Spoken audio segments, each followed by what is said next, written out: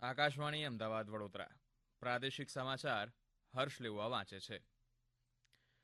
રાજ્યમાં આગામી લોકસભા ચૂંટણી માટે અત્યાર સુધીમાં કુલ 31 અને વિધાનસભા પેટા ચૂંટણી માટે કુલ 4 ઉમેદવારો દ્વારા ઉમેદવારી પત્રો ભરાયા છે. રાજ્યમાં આરટીઈ હેઠળ પ્રથમ રાઉન્ડમાં 39,979 વિદ્યાર્થીઓએ પ્રવેશ અપાયો છે.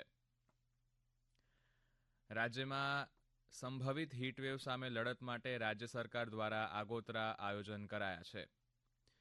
રાજ્યભરમાં ચૈત્રી નવરાત્રિની ધાર્મિક આસ્થા સાથે ઉજવણી. સંગીત નાટક અકાદમી દ્વારા અંબાજી મંદિર ખાતે 2 દિવસીય શક્તિ ઉત્સવ ખુલ્લો મુકાયો છે. અને રાજ્યની યાત્રી પટેલની એશિયન બોક્સિંગ ચેમ્પિયનશિપ માટેની ભારતીય ટીમમાં પસંદગી કરાઈ છે. રાજ્યમાં આગામી 7મી મે યોજાનારા લોકસભા ચૂંટણી માટે અત્યાર સુધીમાં કુલ 31 અને વિધાનસભા પેટા ચૂંટણી માટે કુલ 4 ઉમેદવારો દ્વારા ઉમેદવારી પત્રો ભરાયા છે. ગઈકાલે લોકસભા ચૂંટણી માટે 28 જ્યારે વિધાનસભા પેટા ચૂંટણી માટે 3 ઉમેદવારી પત્રો ભરવામાં આવ્યા હતા. જે અંતર્ગત ભરૂચ બેઠક પરથી ભાજપના મનસુખ વસાવા, પોરબંદર બેઠક પરથી ભાજપના ડોક્ટર મનસુખ માંડવિયા, પંચમહાલ બેઠક પરથી ભાજપના રાજપાલસિંહ જાદવ, સુરેન્દ્રનગર બેઠક પરથી કોંગ્રેસના ઋત્વિક મકવાણા, દમણ બેઠક પરથી ભાજપના લાલુભાઈ પટેલ, જામનગર બેઠક પરથી કોંગ્રેસના જેપી મોરવિયા, અમદાવાદ પૂર્વ લોકસભા બેઠક પરથી ભાજપના હસમુખ પટેલે ઉમેદવારી પત્રો ભરાયા હતા. જ્યારે બારડોલી બેઠક પરથી કોંગ્રેસના સિદ્ધાર્થ ચૌધરી, બનાસકાંઠા બેઠક પરથી કોંગ્રેસના ગેનીબેન ઠાકોર, વલસાડ લોકસભા બેઠક પરથી ભાજપના ઉમેદવાર ધવલ પટેલે ઉમેદવારી પત્રો ભરાયા હતા. આજે અમદાવાદ પશ્ચિમ પરથી કોંગ્રેસના ભરત મકવાણા, કચ્છ બેઠક પરથી કોંગ્રેસના નિતેશ લાલન, સાબરકાંઠા બેઠક પરથી ડોક્ટર તુષાર ચૌધરી, ગાંધીનગર બેઠક પરથી સોનલ પટેલ, અમરેલી બેઠક પરથી જેનીબેન ઠુમ્મર, પંચમહાલ બેઠક પરથી ગુલાબસિંહ ચૌહાણ, છોટાઉદેપુર બેઠક પરથી સુખરામ રાઠવા, વલસાડ બેઠક પરથી અનંત પટેલ ઉમેદવારી પત્ર ભરશે. જ્યારે રાજકોટ બેઠકના ભાજપના ઉમેદવાર પરસોત્તમ રૂપાલા, બનાસકાંઠાના શોભનાબેન બારૈયા, ભાવનગરના નીમુબેન બાંભણિયા, પાટણના ભરતસિંહ ડાભી, બનાસકાંઠાના રેખાબેન ચૌધરી, અમદાવાદ પશ્ચિમના દિનેશ મકવાણા ઉમેદવારી પત્ર ભરશે. ભાવનગરની બેઠક પરથી આમ આદમી પાર્ટીના ઉમેદવાર ઉમેશ મકવાણા ઉમેદવારી પત્ર ભરશે. રાજ્યમાં આરટીઈ હેઠળ પ્રથમ રાઉન્ડમાં 39,979 વિદ્યાર્થીઓને પ્રવેશ અપાયો છે. આરટીઈ અંતર્ગત ધોરણ 1ની કુલ 45,170 બેઠકો સામે 1.72 લાખ અરજીઓ માન્ય રખાઈ હતી, જ્યારે 15,319 અરજીઓ અધૂરા દસ્તાવેજના કારણોસર અમાન્ય રખાઈ હતી, જ્યારે 47,393 અરજીઓ અરજદારો દ્વારા રદ કરવામાં આવી હતી. ફોર્મ ચકાસણી કાર્યવાહી પૂર્ણ થયા બાદ પ્રથમ રાઉન્ડમાં 39,979 વિદ્યાર્થીઓને પ્રવેશ ફાળવવામાં આવ્યો છે, જેની વાલીઓને એસએમએસ દ્વારા જાણ કરાઈ હતી. વાલીઓને 22 એપ્રિલ સુધીમાં અસલ દસ્તાવેજો સાથે શાળામાં રૂબરૂ થઈ પ્રવેશ મેળવી લેવા જણાવાયું હતું. નક્કી કરેલા સમયમર્યાદામાં પ્રવેશ નહીં મેળવનારનો પ્રવેશ રદ ગણાશે. રાજ્યમાં સંભવિત હીટવેવ સામે લડત માટે રાજ્ય સરકાર દ્વારા વિશેષ કાર્ય યોજના તૈયાર કરાઈ છે. સંભવિત હીટવેવની અસર સામે આગોતરા આયોજન માટે ગઈકાલે મુખ્યમંત્રી ભૂપેન્દ્ર પટેલના અધ્યક્ષ સ્થાને એક બેઠક યોજાઈ હતી. આ બેઠકમાં વિવિધ વિભાગોના ઉચ્ચ અધિકારીઓ સામે ચર્ચા વિચારણા કરી વિવિધ 8 વિભાગોને સાંકળી હીટવેવ સામેની લડત સામે એક્શન પ્લાન તૈયાર કરાયો હતો. મુખ્યમંત્રી ભૂપેન્દ્ર પટેલે માનવ તથા પશુધનની સંપૂર્ણ રક્ષા થાય તેવા અભિગમ સાથે આ એક્શન પ્લાનનો અમલ કરવા સૂચનો કર્યા હતા. રાજ્યના મુખ્ય ચૂંટણી અધિકારી દ્વારા તમામ 33 જિલ્લાઓના વહીવટીતંત્રને હીટવેવની સ્થિતિમાં નાગરિકોને શું કરવું અને શું ન કરવુંની માર્ગદર્શિકા કાર્ય યોજનાની વિગતો આપવામાં આવી રહી છે.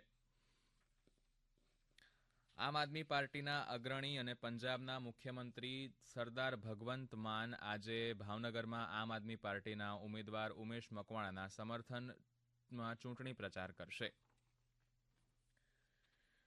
આગામી લોકસભા ચૂંટણીમાં જિલ્લાના નાગરિકો વધુમાં વધુ મતદાન કરીને લોકશાહીના આ અવસરમાં સહભાગી બને તે માટે છોટાઉદેપુરના દેવધ અને ધરોલિયા સહિતના મતદાન મથકોમાં લોકોને મતદાન અંગે જાગૃત કરાયા હતા. અમારા છોટાઉદેપુરના પ્રતિનિધિ રાજેશ રાઠવા જણાવે છે કે ગત વિધાનસભાની ચૂંટણીમાં 50%થી ઓછું મતદાન અને સ્ત્રી પુરુષ મતદાન ટકાવારીમાં 10%થી વધુ તફાવત હોય તેવા મતદાન મથકોના મતદારોને ચુનાવ પાઠશાળા થકી જાગૃત કરવામાં આવી રહ્યા છે. આ સમાચાર આપ આકાશવાણીના અમદાવાદ વડોદરા કેન્દ્ર પરથી સાંભળી રહ્યા છો. વધુ સમાચાર આપ અમારી વેબસાઇટ newsonair.gov.in/ગુજરાતી પર વાંચી શકશો. રાજ્યભરમાં ચૈત્રી નવરાત્રિની ધાર્મિક આસ્થા સાથે ઉજવણી થઈ રહી છે. નવરાત્રિમાં આઠમનું વિશેષ મહત્વ હોય છે. આજે આઠમના દિવસે મંદિરોમાં વિશેષ હવન યોજાશે. સાથે જ માતાજીને વિશેષ શણગાર કરાશે. અમદાવાદમાં ભદ્રકાળી માતાના મંદિરમાં રાત્રે 12 વાગે હવન શરૂ થશે. સવારે 4:30 વાગે શ્રીફળ હોમાશે. આ સાથે શહેરના અંબાજી, બહુચરાજી, મહાકાળી, વૈષ્ણોદેવી મંદિરોમાં પણ હવન યોજાશે. અમારા અરવલ્લીના પ્રતિનિધિ જણાવે છે કે મોડાસા ખાતે ચૈત્રી નવરાત્રિની ઉજવણીના ભાગરૂપે ગઈકાલે 21 બાલિકાઓનું પૂજન અર્ચન કરાયું હતું. ચૈત્રી નવરાત્રિ નિમિત્તે સંગીત નાટક અકાદમી નવી દિલ્હી દ્વારા અંબાજી મંદિર ખાતે 2 દિવસીય શક્તિ ઉત્સવ ખુલ્લો મુકાયો છે. આ મહોત્સવમાં ગઈકાલે હિન્દુસ્તાની નૃત્ય, ઓડિશા નૃત્ય, ભવાઈ સહિતના અલગ અલગ કાર્યક્રમો યોજાયા હતા.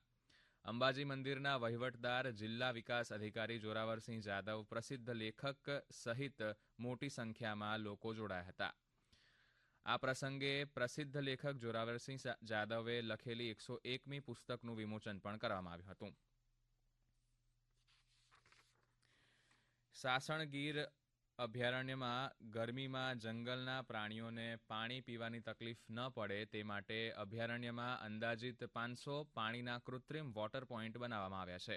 આ અંગે સાસણગીર અભયારણ્યના મુખ્ય વન સંરક્ષક આરાધ્યા શાહુએ જણાવ્યું કે ગરમીની ઋતુમાં આ વોટર પોઈન્ટ જંગલના પ્રાણીઓ માટે જીવાદોરી બને છે.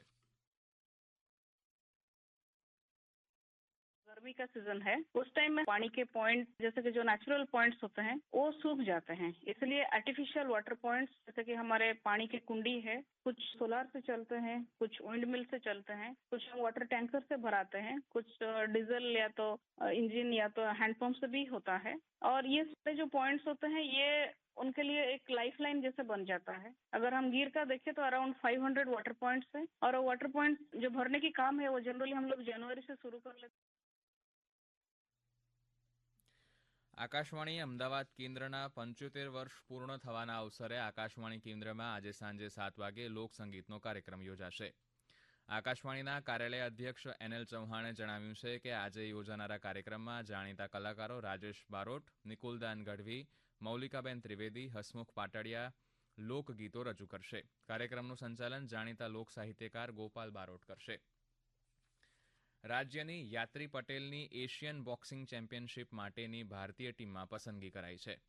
કઝાકસ્તાન ખાતે યોજાનારી યુથ એશિયન બોક્સિંગ ચેમ્પિયનશિપ માટે યોજાયેલા ટ્રાયલમાં મહેસાણાની યાત્રી પટેલની 57 કિલો વજન વર્ગ માટેના ખેલાડીઓમાં પસંદગી કરાઈ છે. ગુજરાત બોક્સિંગ ફેડરેશન દ્વારા આ સિદ્ધિ માટે યાત્રીને અભિનંદન તથા શુભેચ્છા પાઠવવામાં આવી છે. ઉનાળાના વેકેશનમાં મુસાફરોના ધસારાને ધ્યાનમાં રાખી અમદાવાદ ગોરખપુર વચ્ચે સાપ્તાહિક વિશેષ ટ્રેન દોડાવાશે. જે મુજબ અમદાવાદ ગોરખપુર સ્પેશિયલ ટ્રેન આવતીકાલે 17 એપ્રિલે સવારે 9 વાગ્યે અમદાવાદથી ઉપડશે, જે બીજા દિવસે બપોરે 2 વાગ્યે ગોરખપુર પહોંચશે. એ જ રીતે 18 એપ્રિલે સાંજે 5 વાગે ગોરખપુરથી ઉપડશે અને બીજા દિવસે રાત્રે 8:40 અમદાવાદ પહોંચશે. આજથી આ ટ્રેનનું બુકિંગ શરૂ કરાશે. મુખ્ય સમાચાર ફરી એકવાર. રાજ્યમાં આગામી લોકસભા ચૂંટણી માટે અત્યાર સુધીમાં કુલ 31 અને વિધાનસભા પેટા ચૂંટણી માટે કુલ 4 ઉમેદવારો દ્વારા ઉમેદવારીપત્રો ભરાયા છે. રાજ્યમાં આરટી હેઠળ પ્રથમ રાઉન્ડમાં 39,979 વિદ્યાર્થીઓને પ્રવેશ અપાયો છે. રાજ્યમાં સંભવિત હીટવેવ સામે લડત માટે રાજ્ય સરકાર દ્વારા આગોતરા આયોજન કરાયા છે. રાજ્યભરમાં ચૈત્રી નવરાત્રિની ધાર્મિક આસ્થા સાથે ઉજવણી. સંગીત નાટક અકાદમી દ્વારા અંબાજી મંદિર ખાતે 2 દિવસીય શક્તિ ઉત્સવ ખુલ્લો મુકાયો છે. અને રાજ્યની યાત્રી પટેલની એશિયન બોક્સિંગ ચેમ્પિયનશિપ માટેની ભારતીય ટીમમાં પસંદગી કરાઈ છે. આકાશવાણીના અમદાવાદ વડોદરા કેન્દ્ર પરથી પ્રાદેશિક સમાચાર પૂરા થયા. નમસ્કાર.